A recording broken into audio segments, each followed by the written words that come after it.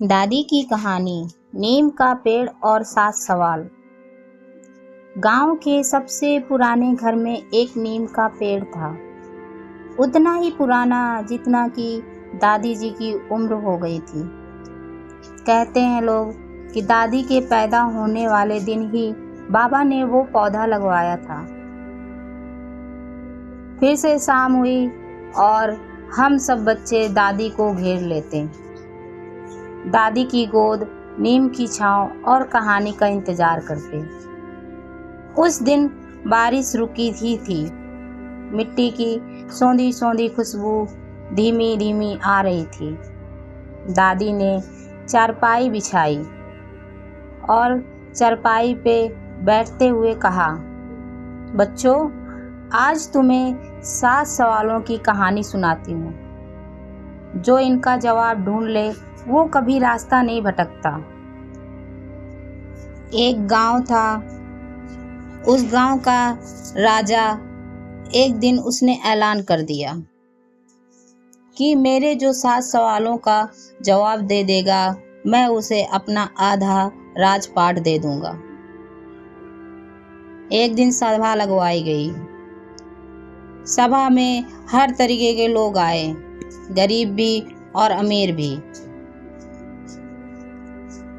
राजा ने अपना पहला सवाल पूछा, सबसे मीठी चीज क्या है? कोई शहद ले आया, कोई गन्ना ले आए, कोई मिश्री ले आए, लेकिन एक गरीब लड़का खाली हाथ आया। राजा हंसा और बोलता है, लड़के, तुम खाली हाथ क्यों आए? लड़का बोला, राजा जी, मैं आपके सवालों का जवाब देने आया हूँ। राजा बोला कि अच्छा बताओ, फिर उत्तर क्या है इसका?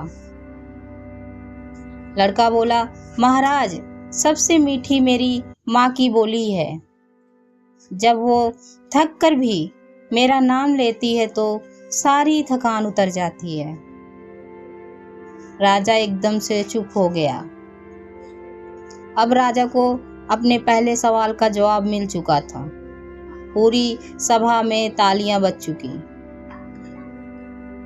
अब दादी जी बोलती हैं कि राजा जी का जो ये सवाल था, वो जुबान में शहद घोलो, कड़वा बोलने से तो नीम भी शर्मा जाए। अब बारी आती है दूसरे सवाल की कि सबसे तेज क्या चलता है? सारे लोग, घोड़ा, तीर, आंधी, सब आए। वहीं लड़का फिर बोला, महाराज, सबसे तेज इंसान का दिमाग चलता है, जो पल भर में यहाँ से अमेरिका पहुँच जाए और पल भर में बचपन में लौट आए। अब राजा को दूसरे सवाल का उत्तर मिल चुका था। वहीं दादी बच्चों को समझा रही थी कि कान पकड़ा, इसलिए कहती हूँ कि दिमाग में गलत बात मत दौड़ाना। नीम कड़वा है पर छांव ठंडी देता है, सोच भी ऐसी ही रखो। अब आती है तीसरे सवाल की बारी।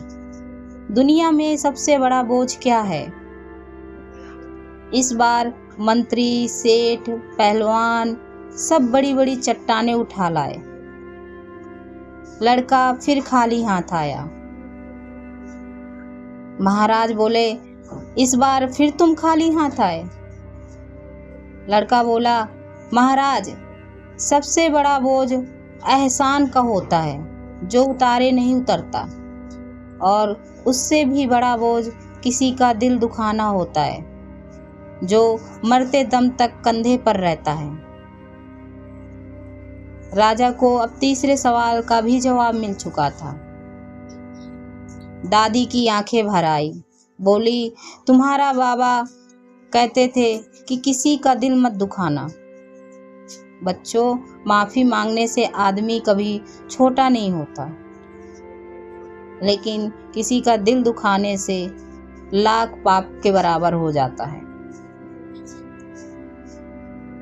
अब बारी आती है चौथे सवाल की।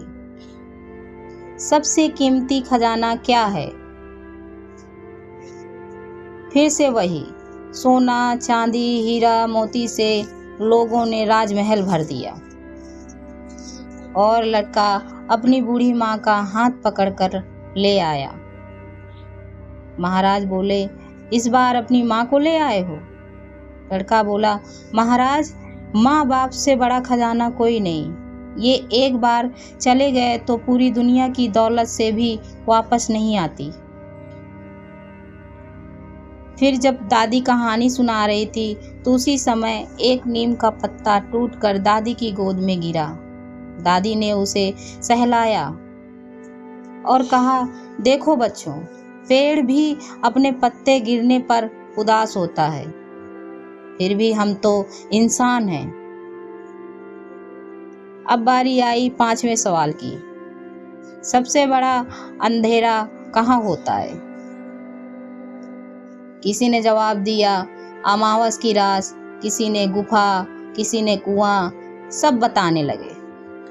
लेकिन लड़का दिया लेकर आया और बोला, महाराज, सबसे बड़ा अंधेरा इंसान का मन होता है, जो लालच, नफरत, जलन का एक छोटा सा दिया भी उसे दूर कर देता है। दिया भी उसे दूर कर देता है। वो दिया का शुक्र मनाओ, शुक्रिया अदा करो। फिर दादी बोली, लालटेन की लौ तेज कर दी। रोज रात को सोने से पहले 3 बार शुक्र अदा किया करो, जो वो भी बहुतों के पास नहीं होती है। 6ठा सवाल, दुनिया में सबसे मुलायम क्या है? सब लोगों ने रेशम लाए, फूल लाए, रुई सब लेकर आए, लेकिन लड़का अपनी छोटी बहन को ले आया। राजा बोले, इस बार तो तुम छोटी बहन को ले आए। लड़का बोला, महाराज, उसकी हथेली राजा के हाथ पर रख दी।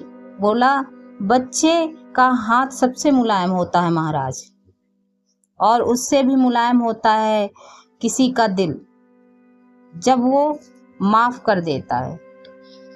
मुझे याद है उस दिन मेरा अपने भाई से झगड़ा हुआ था। दादी ने मुझे देखा और मुस्कुरा दी। मैं समझ गया। अब राजा का आ गया 7वां सवाल, जो आखिरी था। सबसे मुश्किल काम क्या है? राजा ने पूछा। इस बार तो बड़े बड़े वीर भी सोच में पड़ गए। पहाड़ तोड़ना, किसी ने बताया समंदर तैरना, ऐसे करके सबने एक एक करके बताया। लड़का थोड़ा हंसा और बोला, महाराज, सबसे मुश्किल है खुद को पहचानना। हम दूसरों में कमी निकाल देते हैं, पर अपनी गलती नहीं दिखती है।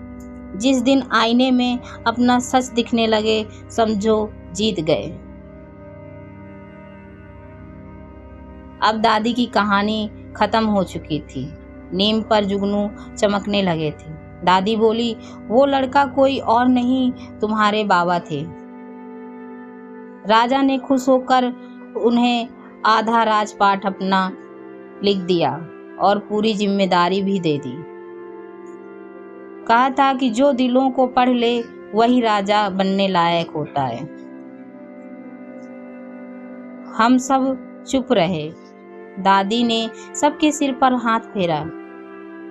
ये 7 सवाल तुम्हारी गांठ में बांध दे रही हूँ।